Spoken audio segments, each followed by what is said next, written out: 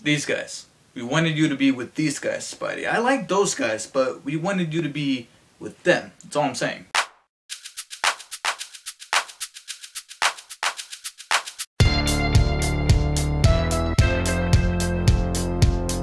Hello everyone, Davey here. I thought I would look sharp for one of the sharpest characters in all of Marvel history and my personal favorite character from Marvel itself, Spider-Man, and of course I am talking about none other than The Amazing Spider-Man 2, which has finally arrived, and so I am now here to talk about it. And in The Amazing Spider-Man 2, Spider-Man faces his greatest threat yet, the evil Electro, who's able to wait, what's that? Oh, okay. He also faces the menacing Green... What?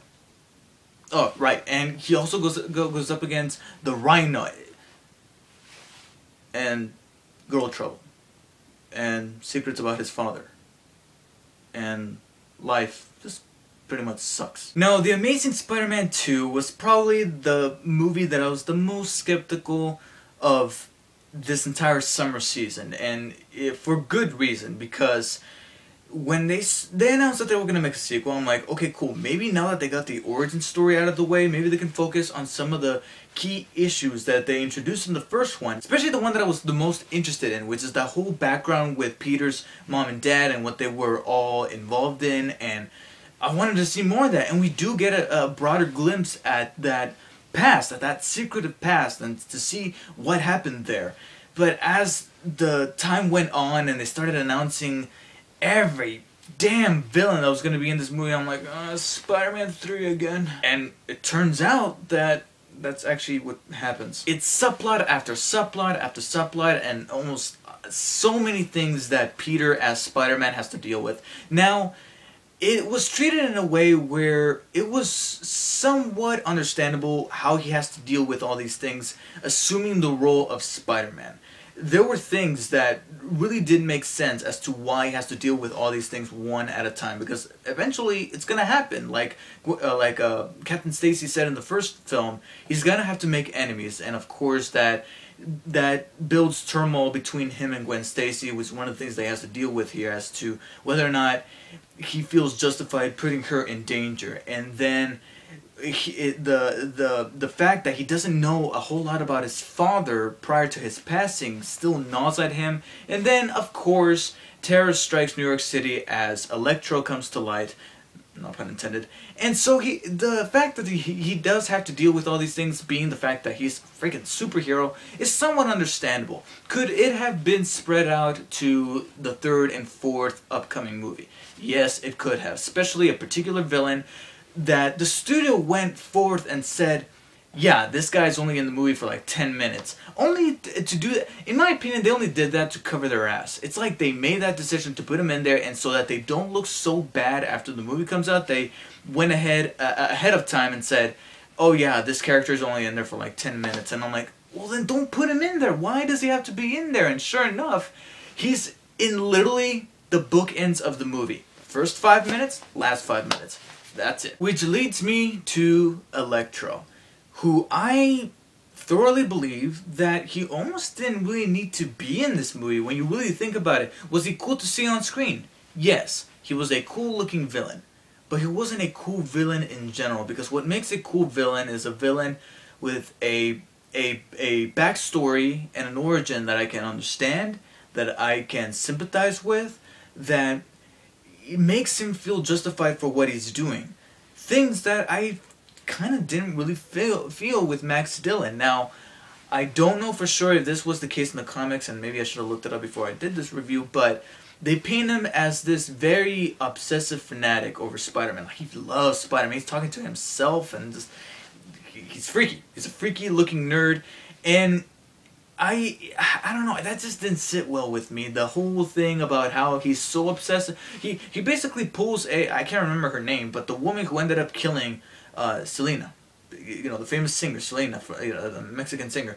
He almost pulls that same kind of motivation where he's so obsessive that it starts to bite at him when certain person that he's a huge fan of, which in this case is Spider-Man, doesn't recognize him and doesn't remember him thoroughly, and then in the flip of a switch he's ultimately evil. And I'm like, you know, I feel like There could have been a better way to write this character. He was almost painted like a cartoon. Like, his entire character feels like the Spider-Man cartoon that they would show on Saturday mornings. He has certain lines of dialogue, and every time he has those moments where he has that gleam in his eye like, I love you, Spider-Man. You know, we're best friends. They have this music like, ding, ding, coming from Hans Zimmer nonetheless. And he just felt like a cartoon, and I'm just waiting there like, please turn into Electro. Please turn into Electro. And even when he turned into Electro, he looked cooler, and he was ultimately better than he was before. But even then, I didn't feel anything from his character that made me go like, wow, this is actually a cool villain. It isn't until later where he partners up with another character in this movie that I thoroughly enjoyed him and his dynamic with that other character.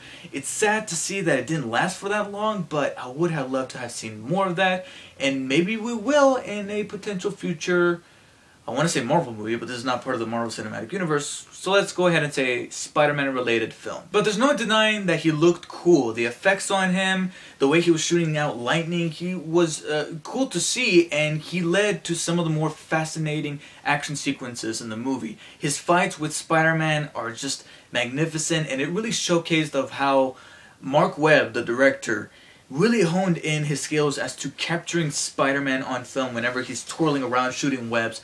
This is the way to do it, and to make it feel very acrobatic, and to make us feel like we're right there with Spider-Man. Like, we're Spider-Man, we're following him, and we have all these POV shots, and things are just twirling around, but it's not totally shaky cam. There's moments where he slows down the film, and he kind of zooms in on things, and it works to the film's advantage of putting us in the backseat of Spider-Man. That sounded really weird. And I'm not going to say that I thoroughly recommend it, but if you like, go ahead and catch the movie on 3D, because this is actually one of those few movies that managed to have enough action sequences and shot in a certain way with that slow down and zooming in and twirling around that the 3D actually benefits from those action sequences. There's moments where debris and sparks and electricity is flying into the screen, and I legitimately flinched. Plus, you get these cool 3D glasses.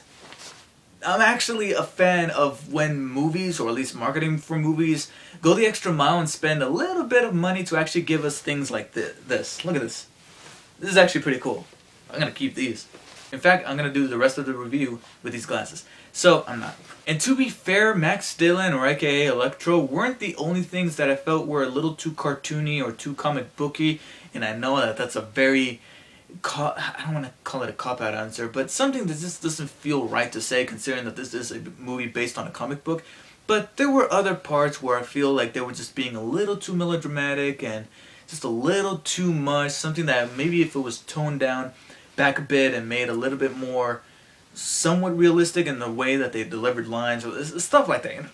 Little bits in the script where I feel like if it was just punched up a little better and polished, it would have made for a much tighter movie. But I'm not going to dog on the entire movie. There's actually some things that I felt they did better in the second film that they didn't really get completely right in the first film. Because of the fact that the origin is now out of the way, they could really improve on some of these different facets of Spider-Man. And lo and behold, they actually really did do that. And the main one, the one that I enjoyed the most, was the fact that Peter Parker was no longer a douche like he was in the first one. He wasn't a total dickbag, but there were moments where as Peter Parker where I felt like he was just being too much of a jerk to his aunt and uncle, and I know that was mainly put there so that he has to go through that redemptive arc after Ben dies. So I understand that needed to be there, but here, because of the fact that that origin that is out of the way, hey, let's not make him a douche. And I actually liked his character. I sympathized for him, and by the end of this movie, you truly feel for him. And trust me, through all the shit that he goes through in this movie, you will feel for him. His relationship with Aunt May, there's not a whole lot of it there, but there's one particular scene that kind of had me choked up, and I think that scene was enough to really pack an emotional punch and really give me a sense of how their relationship is all about between aunt and nephew, and I really liked it. And his relationship with Emma Stone as Gwen Stacy was very charismatic. Oh man, they're such a good pair, and their chemistry was just electrifying. Okay. And like I said at the beginning of this review, they actually go ahead and explore the whole mystery behind Peter Parker's parents and where they went off to. I mean, the movie starts off with what happened to them after they left Peter with Uncle Ben and Aunt May. And I really enjoyed that aspect of the movie, and I wish we could have seen a little bit more, but I liked where it ended, and I'm hoping that we see more hints of that play out in the future Spider-Man movies. But who I feel is caught between the good things about this movie and the bad things about this movie would have to be Dane DeHaan as Harry Osborn. There were moments where I genuinely appreciated the approach to this interpretation of Harry Osborn, different than what James Franco did in the original Spider-Man trilogy. I appreciated it. I'm like, okay, I understand that they're taking a different approach with the character, and he does fit here. And I really liked and appreciated the casting of Dane DeHaan when him and Andrew Garfield as Peter Parker were on screen with each other. I really did feel a dynamic sense of, I don't want to say yin and yang because that sounds too, yeah, but I really did see a protagonistic and an antagonistic force there between the two. But the reason why I feel so mixed about Harry being included in this sequel is that there were certain moments where I feel like Dane DeHaan was laying it just a little too thick in terms of his performance. I feel like maybe he was just being a tad bit too dramatic, and he was getting kind of close at crossing that line. Fortunately, he didn't do it, but he was getting rather close. Which leads me to the big implications, the huge implications that the ending leaves us with, which are not surprising whatsoever, which is one of the complaints that I had with Captain America. With Marvel, I know that this is not Marvel Studios, but it's still a part of Marvel, so they still have some input as to what gets announced and that sort of thing. And I feel like with all the trailers that they released for Amazing Spider-Man 2, and all of the recent announcements of future movies within this particular Spider-Man universe that Sony/Columbia Pictures owns, though the implications that are laid upon us with the way that this movie ends are not surprising whatsoever. I'm like, okay, I know that that's coming. You know, I think that from now on, Marvel, whether it be Marvel Studios, which is in charge of the MCU, the Marvel Cinematic Universe, Captain America, Iron Man, the Avengers, all that, and even the other divisions such as 20th Century Fox with the X-Men and Sony with Spider-Man, they should really use their movies as announcements. They shouldn't have a press junket or some, you know, something, you know, to announce that, hey, this movie's happening. They should go ahead and just let the movie speak for itself. And I feel like if they had done that with The Amazing Spider-Man 2, we would have been geeking out in our seats. But because they went ahead and announced it ahead of time, I was just like, okay, you know, I already know about this, so I don't feel compelled to really feel very geeky about it. So was The Amazing Spider-Man 2 good? Yes, I liked it quite a bit. Was it better than the first one? Yes, but only by a notch. This is one of those sequels that is better than the first one, but only because there were some things in the first movie that they did manage to fix and amplify a little bit more, but there were other things from the first movie that they still carried on over here, especially in the cartoonish nature of their main villain, Electro, which fortunately gets better by the end of the movie, but I feel like by that time it's just a little too late. I still remind myself of how Max Dillon was portrayed earlier in the movie, and that's not a very good thing. So because of that, I'm going to go ahead and give The Amazing Spider-Man 2 an 8 out of 10. It's still an enjoyable movie, and I did feel a nice sense of that impact that a sequel is supposed to deliver by the end of the film, especially with a really bold decision that the writers decided to go with that I for a moment I didn't think that they were going to do, but they ended up doing. And so because of that, I feel compelled to say that The Amazing Spider-Man 2 is worth your time. And on that note, I feel compelled to say, stay during the credits. You don't have to stay until the very end of the credits, because I can personally vouch that there's nothing except that blue screen that says, this movie's rated PG-13. But there's something in the middle of the credits, and once you see it, you'll know what it is, and after that, you can leave. But there's something in the middle of the credits. And this something is not totally awesome, because we know that it's happening. We know that this thing is coming soon. So seeing it, the thing itself is not huge. what is huge is that this particular thing is in the end credits of this particular movie. And it's a huge conversation starter. It got me and my friend going like, what does this mean? Is somebody trying to tell us something? And for that reason, I will tell you guys this now, that I will be having a spoiler discussion video coming soon. But for now, let me know what you guys thought of the movie, spoiler free.